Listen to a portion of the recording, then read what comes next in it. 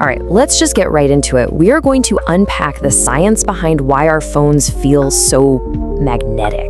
Why they pull us in even when we know we should probably be doing something else. This whole explainer is about understanding that feeling and, most importantly, figuring out how to get back in the driver's seat. You know how it goes, right?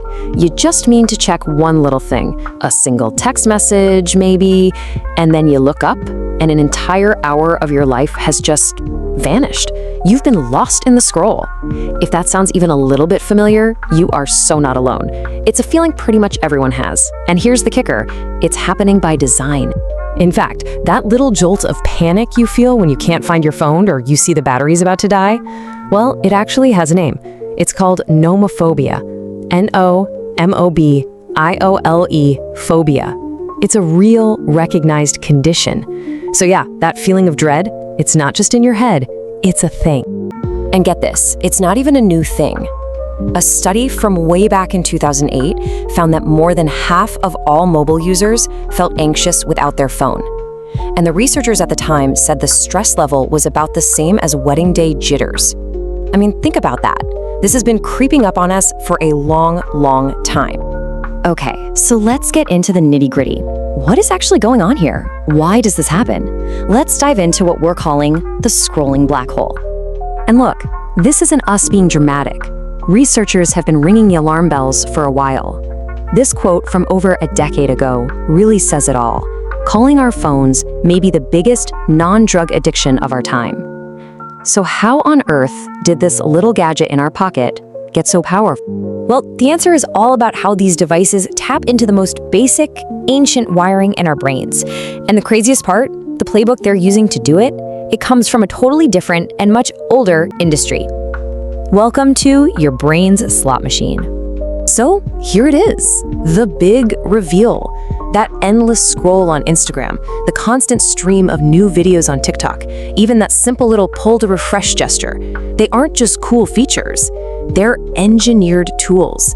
And they use the exact same psychological tricks that a casino uses to keep you glued to a slot machine. Now, there's a fancy psychological term for this, a variable reinforcement schedule. But all it really means is that you get a reward, but you never know when it's coming. You pull to refresh, maybe there's a new like, maybe there's a juicy email, or maybe there's nothing. That maybe, that uncertainty, that's the secret sauce. It's what makes a habit compulsive. This really breaks it down perfectly. If you got a reward every single time, your brain would get used to it. It'd get bored. But because you might get a reward, your brain is on the edge of its seat. It's in a state of constant anticipation. That maybe this time feeling is exactly what keeps us pulling that digital lever over and over and over. Okay, so we've got the slot machine effect, but what is that actually doing to our brain chemistry? Because this goes way deeper than just losing a few hours. This is about what this whole cycle does to our actual sense of happiness. All right, we gotta talk about dopamine. And here's the thing, a lot of us have it kind of wrong. We call it the pleasure chemical, but neuroscientists will tell you it's really the chemical of motivation. It's the craving. It's the chemical that says, go get that thing. It's the wanting, not the liking. And our phones have become absolute masters at hijacking that system. And that leads us to this really crucial idea, the dopamine crash. A neuroscientist explains it as layering. Think about it. You're working out, but you're also listening to a podcast and also texting a friend. You're layering these pleasures, creating this huge artificial spike of dopamine. But our brains crave balance. So to compensate, it doesn't just go back to normal. It crashes below normal. It lowers your entire baseline. And the result? The things that used to be fun on their own, now they feel kind of boring and flat. That's that restless feeling, where nothing seems to hit the spot anymore. I mean, this quote just nails it, right? Every time we stack these digital hits on top of each other, we're basically just raising the bar for what it takes for us to feel good. We're training our brains to need more and more and more stimulation, just to feel okay. And in the process, we're robbing simple pleasures of their natural joy. Now, hold on, let's add some important context here. Using tech and social media can spike our dopamine by 50 to 100%. That's a lot. But it's really important to see that it's just not in the same ballpark as something like cocaine or amphetamines. So the point here isn't to create some big panic, it's just to understand the mechanism at play. But even at that lower level, when you're exposed to it day after day, year after year, the effects can be really significant. And that is especially true for the brains of kids and infants, which are still developing so rapidly. Check this out. A huge, long-term study in Singapore followed a group of kids for years. And what they found was that infants with more screen time showed different brain activity, patterns that are linked with things like poor attention. And it wasn't just a temporary thing. 9 years later, those same kids struggled more with things like paying attention and controlling their impulses. It's pretty sobering stuff to think about. Okay, that was a lot, and it's a little heavy, I know. But here is the really, really good news.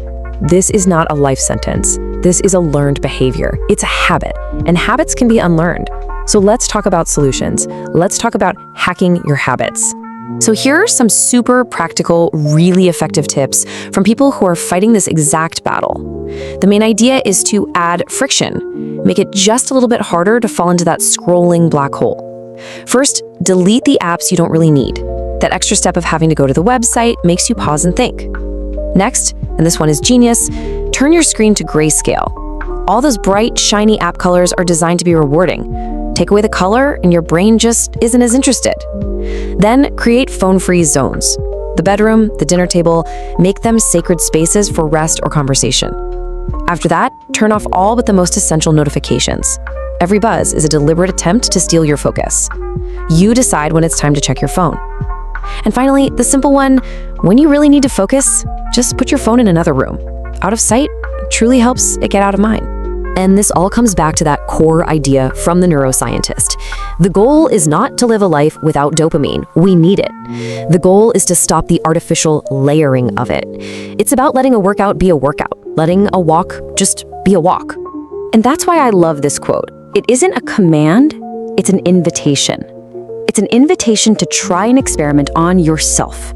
Just pick one thing you already love to do, maybe it's your morning coffee, and just do that one thing. No phone, no podcast, just the coffee. See how it feels to reclaim that one simple pleasure. So that's the question I want to leave you with.